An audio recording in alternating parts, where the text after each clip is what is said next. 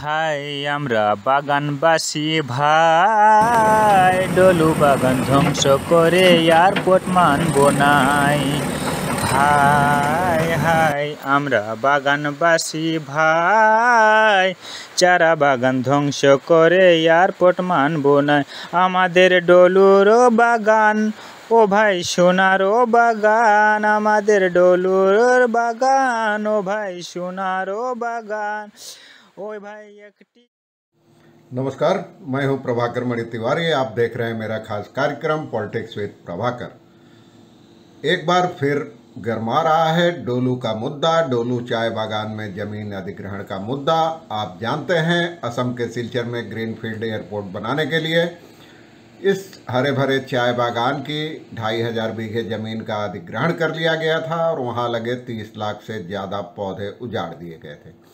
उसके बाद airport authority of India ने कहा है कि रनवे के लिए कम से कम 70 हेक्टेयर ज़मीन और चाहिए, लेकिन असम मजदूरी श्रमिक यूनियन के बैनर तले चाय बागान मजदूर इसके खिलाफ अड़ गए हैं और सिलचर में हुई एक सभा में 3 दिनी कार्यक्रम घोषित किया गया है। 9 नवंबर से उस दिन 4 डिवीजनों की डोलू चाय बागान की एक विशाल रैली बुलाई गई है और उसके बाद अगले दिन डोलू बंद की अपील की गई है। तो ये मुद्दा एक बार फिर गरमाने लगा है। बीते मार्च से ही मैं आपको लगातार अपडेट देता रहा हूं डोलू पर। तो चलिए आखिर तक देखिए, मैं बताऊंगा क्या क्या हुआ सभा में, क्या क्या फैसले लिए गए और क्या होगा, क्या इससे कोई फर्क पड़ेगा। मजदूरों की मांग है कि अधिग्रहित जमीन वापस लौटाई जाए। तो आखिर तक देखिए, जैसे तो चैनल को सब्सक्राइब कीजिए, मित्रों परिजनों के साथ शेयर कीजिए और घंटी का निशान दबाना भी मत भूलिए।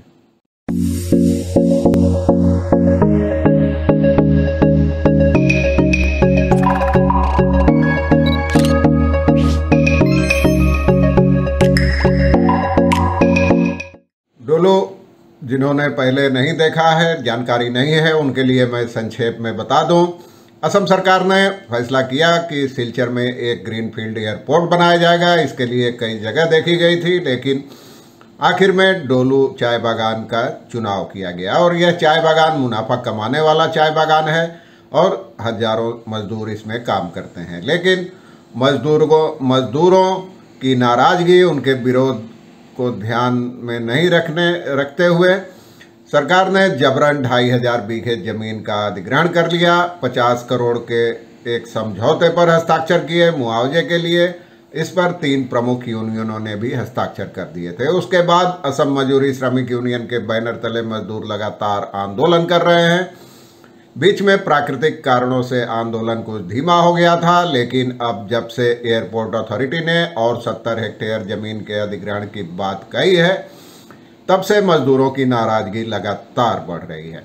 तो इसी सप्ताह एक सभा हुई सिलचर में और इसमें 9 नवंबर को मैनागढ़ चाय बागान में 4 डिवीजनों के मजदूरों की एक रैली या सभा बुलाने की अपील की गई, बुलाने का फैसला किया गया और इसमें कहा गया कि मजदूरों को बढ़ी हुई मजदूरी देनी चाहिए, नहीं तो इस मांग में आंदोलन किया जाएगा। और भी कई मांगें की गई, जिनमें जो जमीन का अधिग्रहण किया गया है उसे मजदूरों की कोऑपरेटिव समिति को वापस करने की बात कही गई। इसके अलावा जमीन का पट्टा देने की बात कही गई, जो मौजूदा मजदूर हैं और जो पुराने मजदूर हैं। इसके अलावा पुरुष और महिला का अंतर नहीं करते हुए जितने कैजुअल यानी अस्थायी मजदूर हों उनको नियमित काम देना होगा।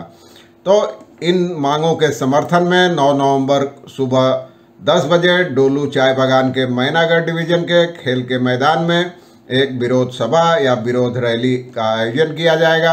असम मजदूर श्रमिक यूनियन के प्रमुख कछाड़ जिले के अध्यक्ष मृणाल कांति सोम ने पत्रकारों को इसकी जानकारी दी और इसके साथ ही 10 नवंबर को डोलू बंद की अपील की गई है। 9 नवंबर से ही 3 दिवसीय विरोध प्रदर्शन कार्यक्रम शुरू हो जाएगा और ये असम मजदूरी श्रमिक यूनियन की एक्सटेंडेड यानी विस्तारित जोनल कमेटी की बैठक में ये फैसले किए गए।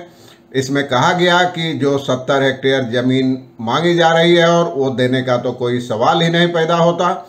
जो 2500 बीघे जमीन का पहले ही जो अधिग्रहित की जा चुकी है उसे भी लौटाना होगा। तो और महिलाओं ने उस दिन जो 2500 बीघे जमीन अधिग्रहण कर पौधे उजाड़ दिए गए, महिलाओं ने उन पौधों पर सिंदूर लगाया और कहा कि अब हम लोग पेड़ काटने नहीं देंगे, चाय के पौधे काटने नहीं देंगे।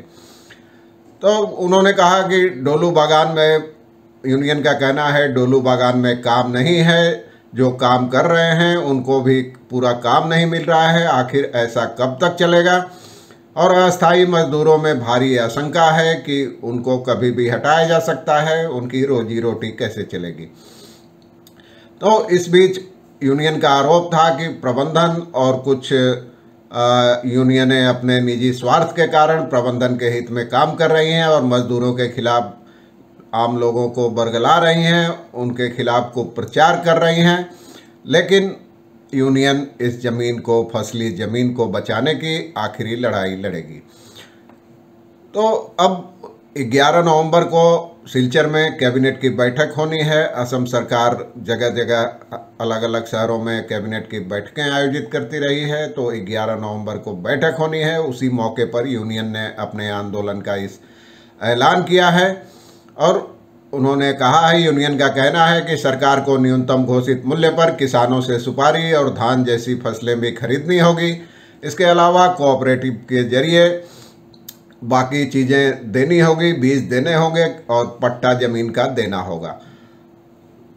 इसके अलावा यूनियन की मांग है कि उस वन कानून, वन अधिनियम में जो संशोधन किया है जिसके तहत ज़मीन का पट्टा देना निरस्त कर दिया गया है, उसे वापस लेना होगा। और जेल में जो बंद हैं यूएपीए, जिन पर जबरन झूठ मूठ लगाया गया है, उनको वापस लेके रिहा करना होगा। तो एक तो सबसे बड़ी मांग है डोलू की अधिगृहित ज़मीन को वापस देना। इसके अलावा मजदूरों की और भी कुछ मांगें हैं। उसी के समर्थन में 9 तारीख से लगातार 3 दिनों तक पूरे राज्य में विरोध प्रदर्शन किया जाएगा, धरना दिया जाएगा। 10 तारीख को डोलू इलाके में बंद रखा जाएगा। ये सब चीज़ें चल रही है।